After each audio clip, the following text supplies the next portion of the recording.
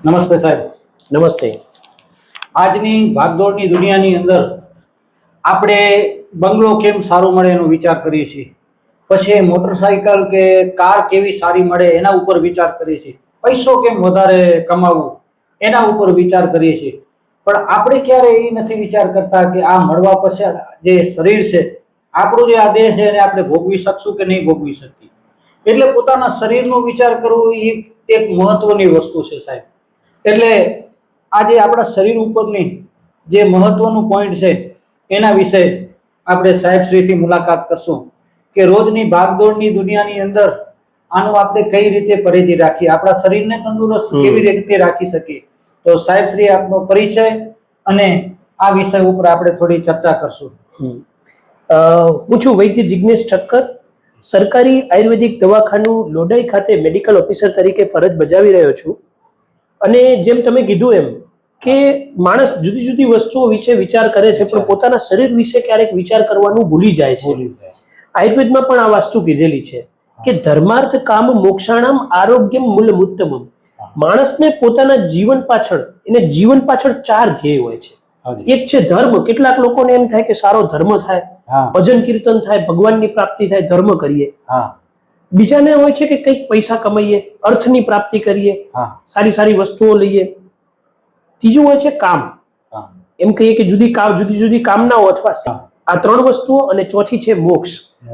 કોઈ પણ માણસના જીવનનો ઉદ્દેશ કંઈ પણ હોય, પણ એ 4 માંથી કોઈ એક વસ્તુ ઉપર તો કેન્દ્રિત હોય જ છે, અથવા 4 ઉપર કેન્દ્રિત હોય. પણ આયુર્વેદ કહે છે કે આ 4નું મૂળ એ આરોગ્ય છે. જો આરોગ્ય સારું જળવાયેલું હશે તો ધર્મ કરી શકશો. કમર દુખતી હશે તો તમે ભજન કરવા નથી જઈ શકવાના.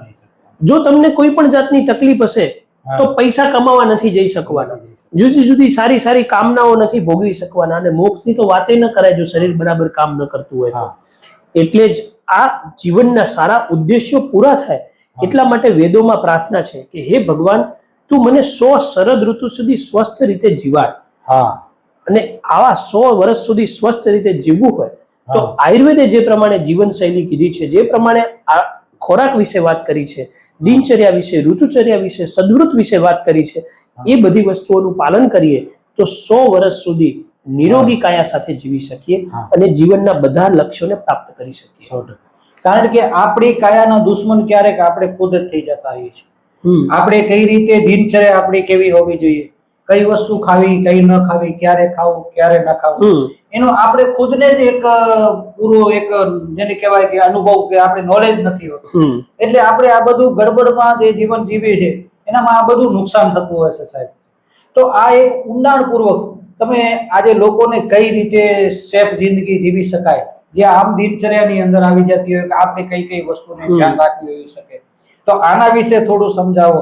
અને મિત્રો, તમે પણ તમારે જે કાંઈ જાણવું હોય તે ડોક્ટર સાહેબ પાસે બહુ ખૂબ ઘણું બધું એક નોલેજ જેને કહેવાય કે ખજાનો છે. તમે પણ કોમેન્ટ કરીને જણાવજો. તો સાહેબ શ્રી એના વિશે થોડું સમજાવો. આખું જે આયુર્વેદની સંપૂર્ણ જે આયુર્વેદ જે વ્યક્તિની જીવનચર્યા વિશેની વાત કરે છે એ ઘણો વાસ્ટ સબ્જેક્ટ છે. પણ આપણે સૌથી વધારે મહત્વનો એવી એક વસ્તુ કહીએ કે ખોરાક. ખોરાકમાં શું ધ્યાન રાખવું એ વિશેની આજે ચર્ચા કરીએ કે ખોરાક લેતી વખતે માણસે શું ધ્યાન રાખવું. આયુર્વેદ ખોરાક માટે એમ વાત કરે છે કે માણસ જ્યારે કોઈ પણ ખોરાક લે છે, ભોજન કરે છે, ત્યારે એને 8 વસ્તુઓનું ખોરાક લેતા પહેલા ધ્યાન રાખવાનું હોય છે. આ વસ્તુઓ છે પ્રકૃતિ, કરણ, સંયોગ, રાશિ, દેશ, કાળ, ઉપયોગ સંસ્થા અને ઉપભોક્તા. આ 8 વસ્તુઓને આયુર્વેદ અષ્ટવિધ આહાર વિશેષ આયતન કહે છે. એટલે કે આહાર વિશે લેતા પહેલા એના વિશે જાણવાની 8 મહત્વપૂર્ણ બાબતો છે. આ બધું સંસ્કૃતમાં છે એટલે આપણને એવું લાગે કે બહુ અઘરું હશે, પણ બહુ સહેલી રીતે હું તમને આ વસ્તુઓ સમજાવી શકું એમ છું. પહેલી વસ્તુ છે કે પ્રકૃતિ. પ્રકૃતિ એટલે ખોરાકની પ્રકૃતિ કેવી છે એ વિષયનો માણસે વિચાર કરવો જોઈએ. જેમ કે મગ જે છે એ પચવામાં એકદમ ફોરા છે, તરત જ મગ પચી જાય છે. એટલે મગ થોડી ક્વોન્ટિટીમાં ખવાઈ જાય તો વાંધો આવતો નથી. પણ એની સામે આપણે વિચાર કરીએ કે પનીર કે ચીઝ એ પચવામાં ખૂબ ભારે છે, તો એ વધારે માત્રામાં ના લઈ શકાય. તો આ થઈ વસ્તુની પ્રકૃતિની વાત કે એક વસ્તુ ગુરુ છે, એની સામે બીજી વસ્તુ લઘુ છે. કોઈ વસ્તુ ગરમ હોય અને કોઈ વસ્તુ ઠંડી હોય. આને કહેવાય કે શીત અથવા ઉષ્ણ. હા. જેમ કે અહીંયા કચ્છની અંદર આપણને ગરમ વસ્તુ માફક ના આવે, ના. આપણને ઠંડક ભરી વસ્તુ લેવી જોઈએ, હા. શીત વસ્તુ લેવી જોઈએ. તો આ વસ્તુ જે છે કે ખોરાકની પ્રકૃતિનો માણસે વિચાર કરવો જોઈએ. એટ ધ સેમ ટાઈમ માણસે પોતાની પ્રકૃતિનો પણ વિચાર કરવો જોઈએ. હા. જેમ કે કેટલાક માણસો 1 ચમચી લસણની ચટણી ખાશે તો એને પેટમાં બળતરા થઈ આવે, હા. અને કેટલાક વાટકી ભરીને ખાય તો એને કંઈ નથી થતું. હા. તો એ માણસની તાસીર ઉપર આધાર રાખે છે. એટલે માણસે પોતાની તાસીરનો વિચાર કરવો જોઈએ હા. કે મારી તાસીર મુજબ મને શું માફક આવશે. હા. તો આ થઈ પ્રકૃતિની વાત. હા. બીજી છે કરણ. કરણ એટલે કે ખોરાક કેવી રીતે બનાવવામાં આવ્યો છે. હા. જેમ કે દૂધ, દહીં, છાશ, માખણ, મલાઈ, ચીઝ, પનીર બધું દૂધમાંથી જ બને છે. હા. પણ એની અંદર જે એની જે બનાવવાની પદ્ધતિ છે એ હા. અલગ અલગ છે. હા. અલગ અલગ રીતે બનાવે છે. કોઈ વસ્તુ આથો લાવીને બને છે, હા. કોઈ વસ્તુ આવી રીતે એને વલોવીને બને છે, હા.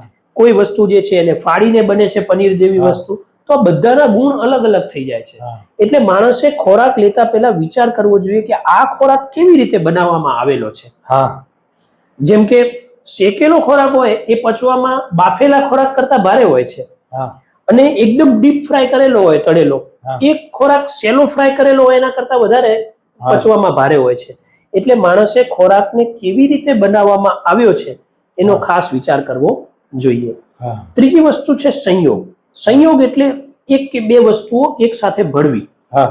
હવે કેટલીક વસ્તુઓ એકબીજા સાથે ભળે ને તો હા. એનાથી શરીરને ઘણો ફાયદો થાય છે. હા. જેમ કે તમને ખ્યાલ છે કે આપણે ખોરાકમાં રાઈનો કોઈ ટેસ્ટ નથી, નથી. તોય આપણે રાઈનો વઘાર કરીએ છીએ. કરીએ. રાઈનો એટલો બધો કંઈ સ્વાદ નથી. હા. એ જ રીતે હળદરનો પણ ખાસ સ્વાદ નથી, સવાદ નહીં. પણ એ વસ્તુઓ ખોરાકના પાચન માટે ઉપયોગી છે. હા. એટલે આપણા વડવાઓ વર્ષોથી એ વસ્તુઓ અંદર નાખતા આવ્યા છે. હા. એટલે આ બંનેનો સંયોગ એકબીજાને ફાયદો કરાવે છે. હા.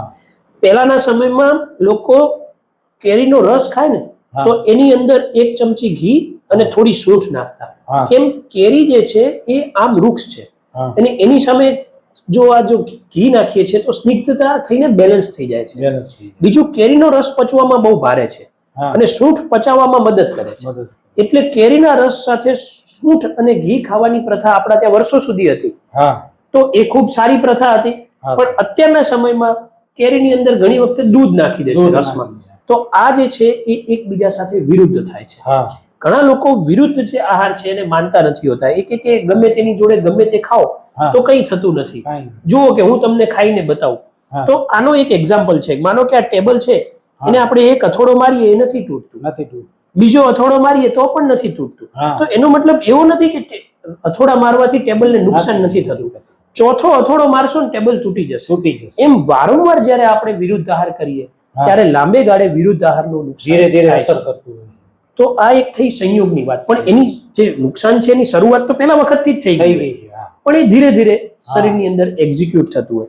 તો આ થઈ સંયોગની વાત. કઈ વસ્તુ સાથે કઈ વસ્તુ ખાવી હા. એ એક જાતનો સંયોગ થયો. હા. આપણા વડવાઓએ આખી થાળી કેવી રીતે બનાવી હા.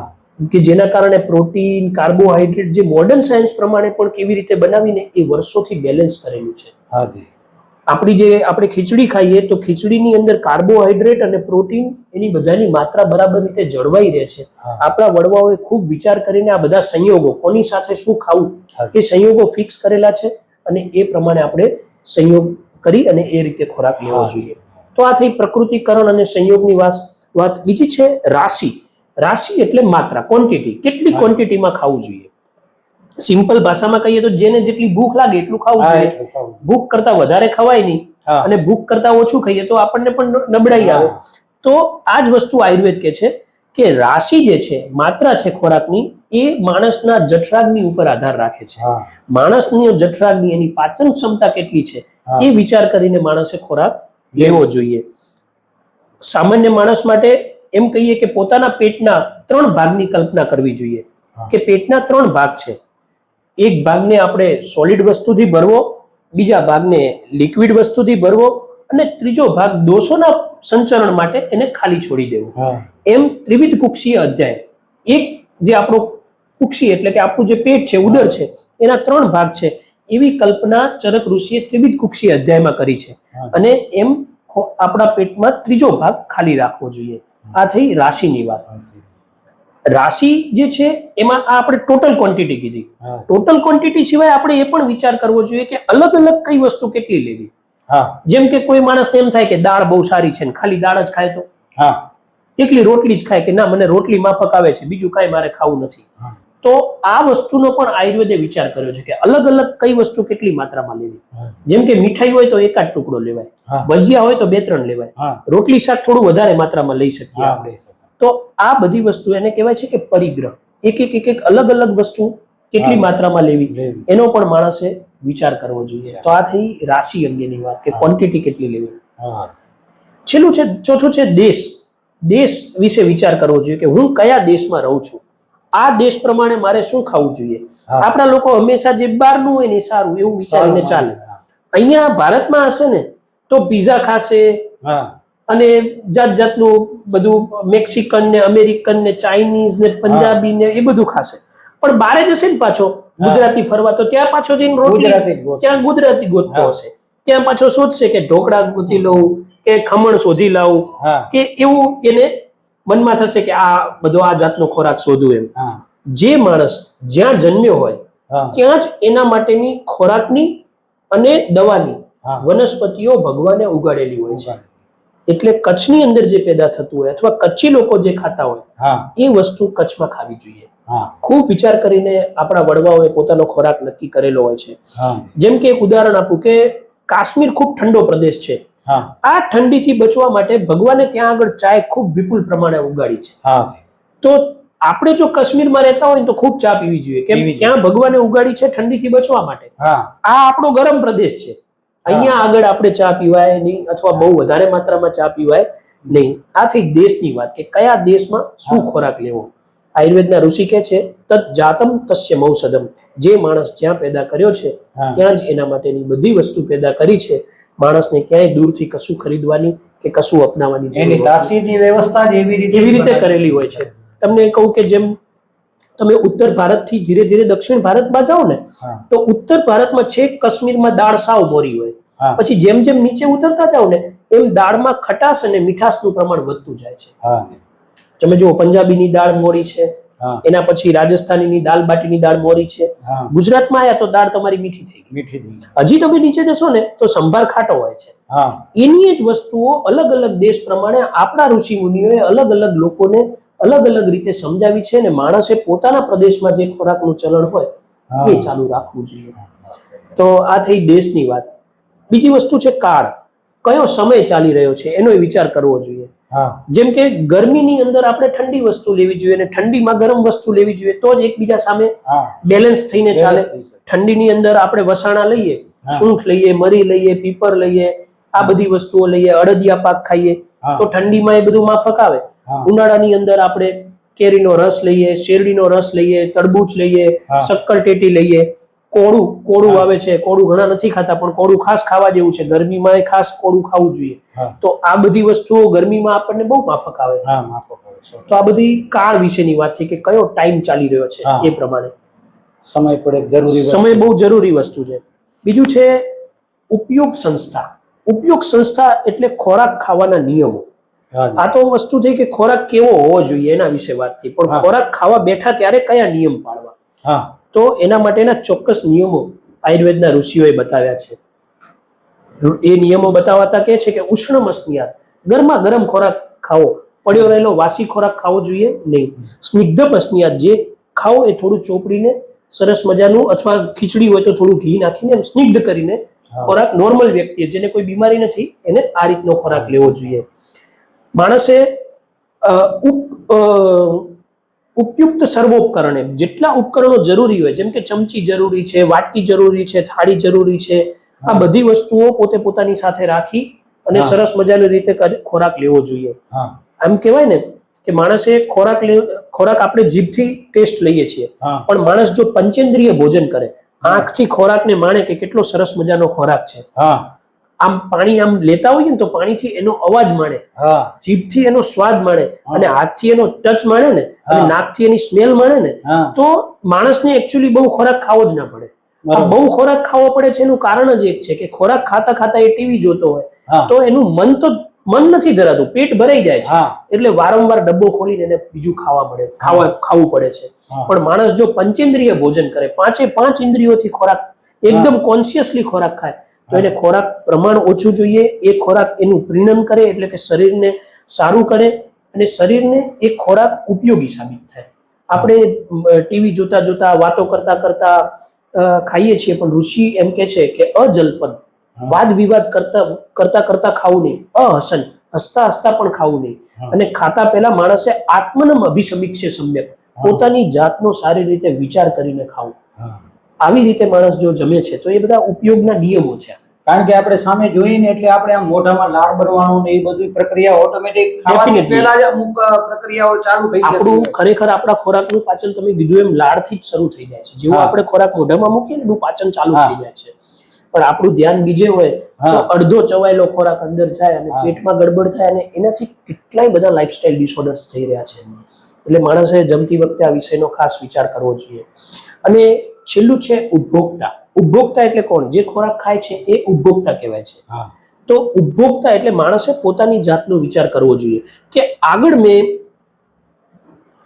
પાણીપુરી ખાધી હતી હા અને મને પેટમાં ગડબડ થઈ ગઈ હતી, બળતરા થઈ હતી, હા તો મારે પાણીપુરી ખાવી જોઈએ નહીં. મને એ માફક આવતું નથી. હા બરાબર. મને મારી તાસીર ઠંડી છે અને મને જો વારંવાર શરદી થઈ આવે છે તો મારે આઈસ્ક્રીમ ખાવો જોઈએ નહીં.